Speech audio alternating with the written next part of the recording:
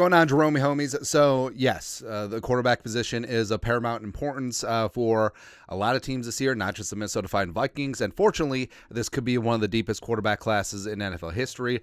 These rankings via Scout D, go give them a follow on the old Twitter machine. They're fantastic. And a name that has been really interesting to take a look at has been JJ McCarthy, the quarterback of Michigan. Now, has all the physical tools, does not have the big-time numbers because he wasn't puffed up in a very quarterback-friendly offense like, I don't know, some guys. And also the fact that Michigan was literally jacking fools by like 20, 30 points a game. So whatever. Now, I could see it. Like JJ McCarthy at number 11, Kevin O'Connell, Kwesi Adofo-Mensah finally got their quarterback of the future. And also, so you have a 6'3", 6'4", JJ McCarthy who can run, has got a big-time arm.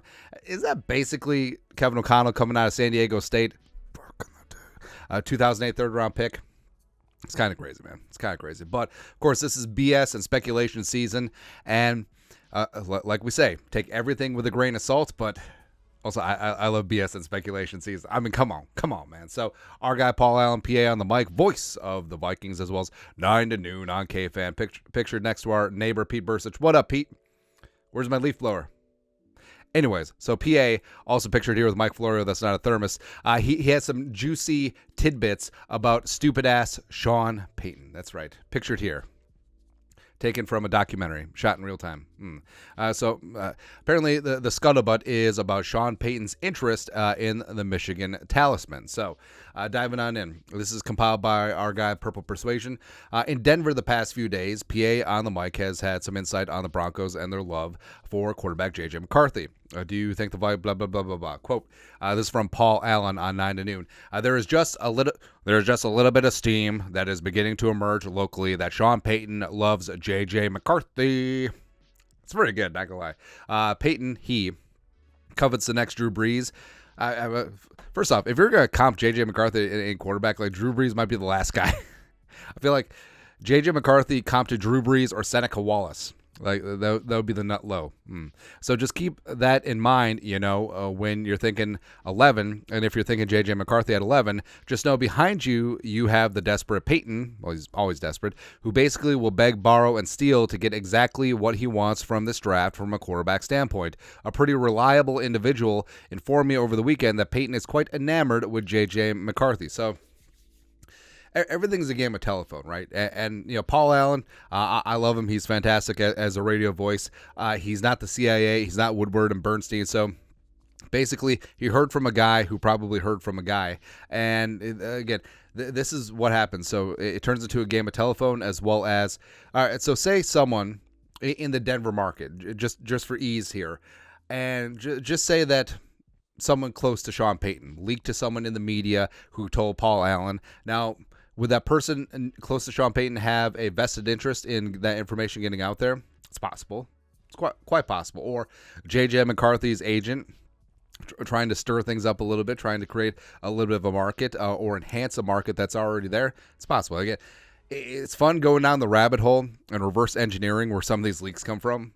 And again, believe half of what you see and none of what you hear this time of year. But the Vikings sitting at picking at 11. Yes, they certainly could be in the area for JJ McCarthy. Although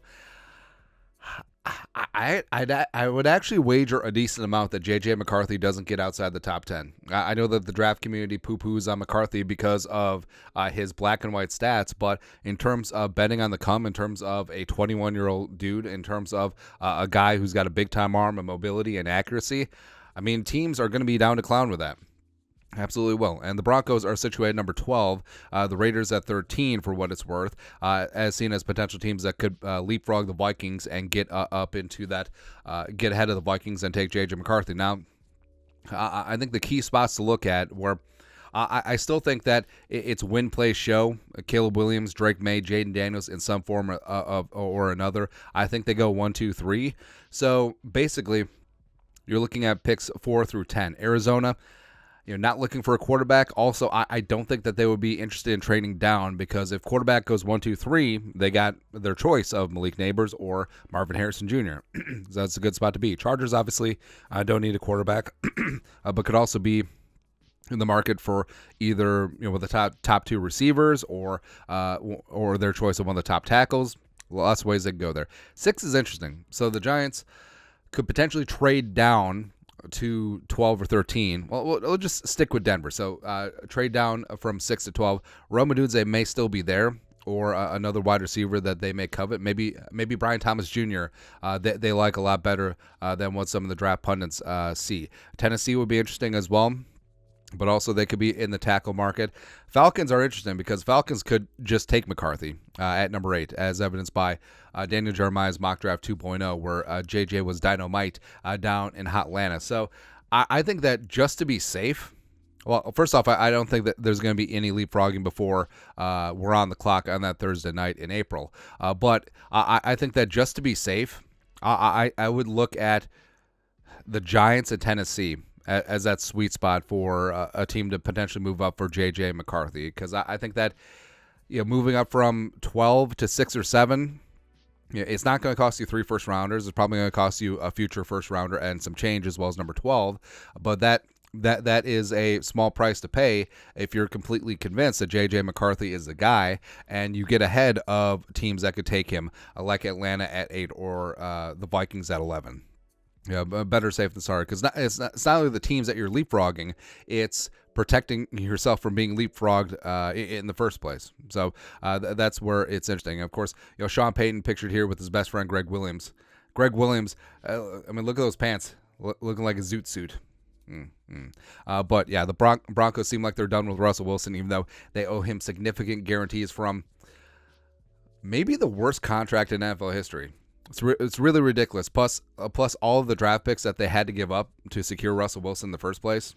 It's ridiculous, man. But I do believe in JJ McCarthy. I think that he can be dynamite. And I've really come around to him because watch a ton of Michigan games this year, and it's the things were like, okay, you watch Michigan and it's Blake Corum, it's the running game, and all of a sudden they're up by 30, and then they're just running the ball, and then they got backups in, and McCarthy's out. But some of the piss missiles that he dropped, especially against Alabama, like he didn't need to do much against Washington. He had a couple of big-time plays like that dig route for the tight end. But, I mean, McCarthy can do it, and he's a winner. He's done it in high-pressure spots, and he just wasn't asked to carry the team. Now, if he had been in a more of an air raid system, or if he had been at USC, or if he had been in North Carolina, come on, raise up, or if he had been at freaking Oregon, he would have put up these Lulu numbers just like the other guys. So I think that McCarthy, could you tell me like 3 years down the road when he's had more time to develop, as well as if he lands in a great spot, say Minnesota, for instance, when you have an offensive-minded head coach as well as great skill position players and great tackles and hopefully a better running game and also the developing Florida's defense, could you say that JJ McCarthy could be seen as one of the top 4 or 5 quarterbacks in the conference? Yes. I don't think that's bat bleep insane. So that's why it's interesting. And, that's why the whole Sean Payton having interest in J.J. McCarthy with them sitting at 12, I mean, that it seems plausible. And I think that, PA doesn't just put things out just to stir up the pot. I think that when he reveals information or reveals info from sources, I actually do think that it's to inform the audience, so it comes from a good place. I don't think he just says things to say things like some media people do. I'm not talking about me, by the way. But this certainly will be interesting, and it's something to watch as we hurtle towards the draft, because, I mean, the Vikings signed Kirk Cousins for a 2-year or longer deal. I think the quarterback is probably off the table in the first round. I think that they try to go all in. Maybe they pick up like Pratt or Rattler in the 4th round if they're still there.